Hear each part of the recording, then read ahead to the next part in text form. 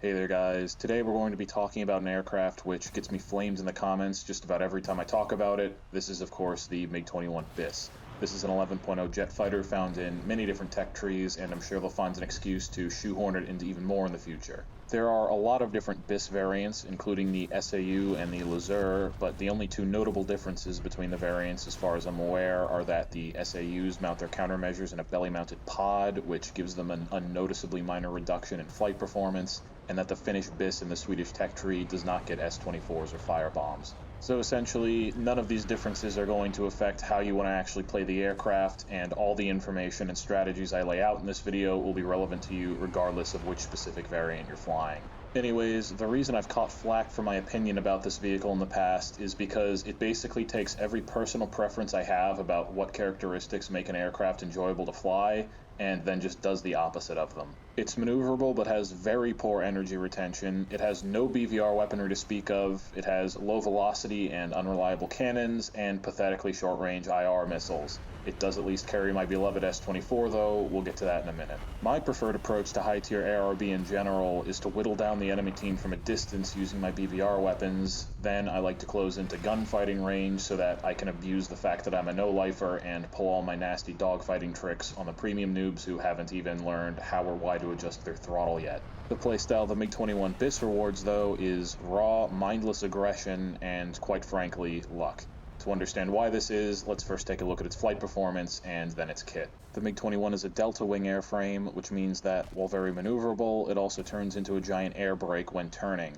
As such, this aircraft will do very poorly in larger engagements involving multiple aircraft, since it will very quickly lose all its speed and energy and make itself vulnerable to getting third-partied.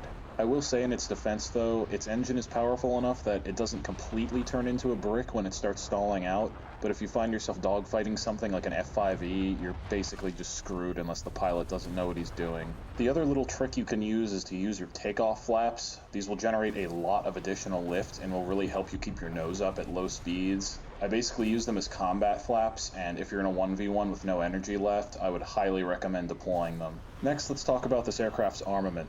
The main weapon you'll see most people primarily running on this thing is the R-60M.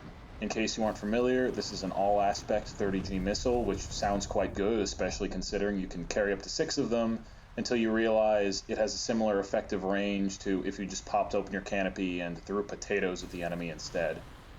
So unless the enemy aircraft is flying towards you, or is at very low speed, you basically need to be at point-blank range to land a hit with these missiles, especially if the aircraft is flying away from you. One fun little trick you can pull off with these things, though, is to use them for head-ons. They do guide right off the rails and accelerate pretty quickly, so if you fire them from like 1.2 to 0.8 kilometers away, you can sometimes catch people before they're able to react. Still, the range limitation can be an extremely significant hindrance in a tail chase, which is why I always take at least one R-13M1. These are 20G rear aspect only missiles, but have significantly better range, only a bit less than the PL-5 in fact, as well as substantially better flare resistance due to its smaller seeker FOV. The last missile I'll talk about, which some people like to use on the MiG-21s, is the R-3S. You can basically think of this thing as a radar-guided AIM-9B in terms of flight performance, and as you can imagine, it's pathetically insufficient for using an actual BVR at this battle rating. On the other hand, it can be used as a sort of psychological warfare missile to blindside people at close range and head-ons who don't expect it. While this strategy works quite well at lower BRs, I wouldn't really recommend doing this with the BIS, both due to the presence of much more dangerous BVR weapons among its enemies, as well as the fact that I have a much more fun alternative. This alternative is of course the S-24, a heavy air-to-ground rocket which I absolutely love misusing for air-to-air. To make it work, you'll need to adjust your rocket activation distance to either 800, 900, or 1000 meters, and for these distances, you'll want to fire around 1.3, 1.4, or 1.5 kilometers, respectively. All of these parameters can work, but as you might imagine, the shorter distances are riskier, but a lot more reliable when you can pull them off, whereas at 1000 meters, the enemy will have more time to react, but also so will you. And last off, of course, we have the gun, the GSH-23. It's got very low velocity, isn't particularly reliable in terms of damage output, and you don't get a whole ton of ammo for it. They call it the squirt gun for a reason, but it's better than nothing, I suppose. A lot of people like to run a loadout of 4 R60Ms and 2 R13s, which is very solid in my opinion. However, if you want to be a tryhard like me, I switch out one of the R13s for an S24. Not because it's necessarily more effective, but because I find it much more amusing. So, taking all this into account, what's the best way to play this aircraft? Well, like I mentioned earlier, the name of the game with Abyss is aggression. You want to pop in, hit the enemy hard without giving them time to respond, and then quickly disengage.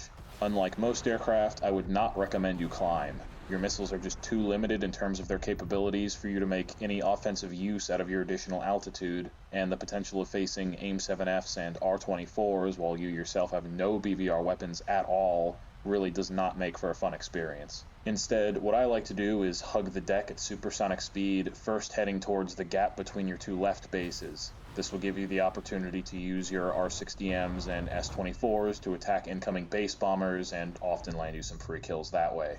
If you miss, do not turn back. You are going to need this speed in order to survive and should avoid dumping it unless it is absolutely necessary. Once you've made it about halfway up the map, you're going to want to turn back in towards the middle. As you've probably noticed, if you've played ARB before, a large number of players will be flying on the deck around the left side of the map, and quite frankly, many of these players who don't climb also tend to be newer. As such, this large cluster of generally situationally unaware players will make for the perfect XP pinata. Basically, what you want to do is try and slot in behind these players from their 4 o'clock and then begin picking them off from behind.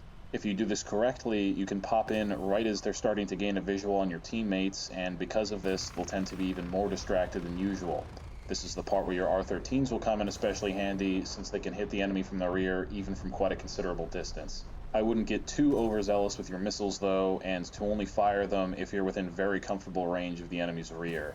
This is because at some point the enemy is going to merge with your team, and when that happens and the enemy starts turning, it's going to be much easier for your missile to hit them compared to if they were still flying directly away from you.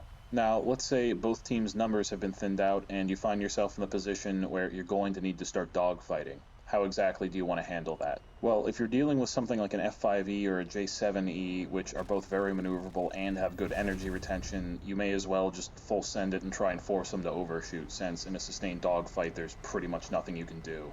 With something like a Phantom or a MiG-23 though, you may be able to come out on top if you can force them into a stall fight. With your flaps down and your engine on max afterburner, you can kinda just float in the air like a UFO, and if you're able to keep up your nose longer than they can, you may have the opportunity to drop in behind them.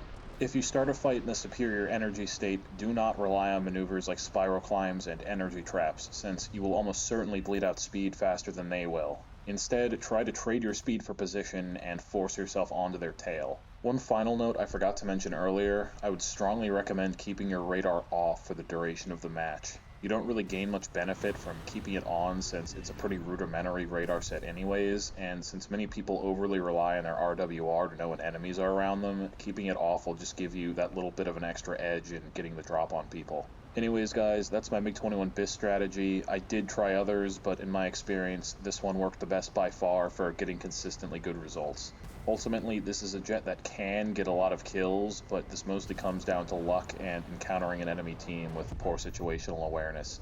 It's not really the way I prefer to play the game, but if you're trying to spade this thing or use the premium to grind out the tech tree, this will probably be your best bet. If you enjoyed this content, don't forget to like, comment, and subscribe. Check out the playlist linked in the description for more similar content, and I'll see you guys in the next one.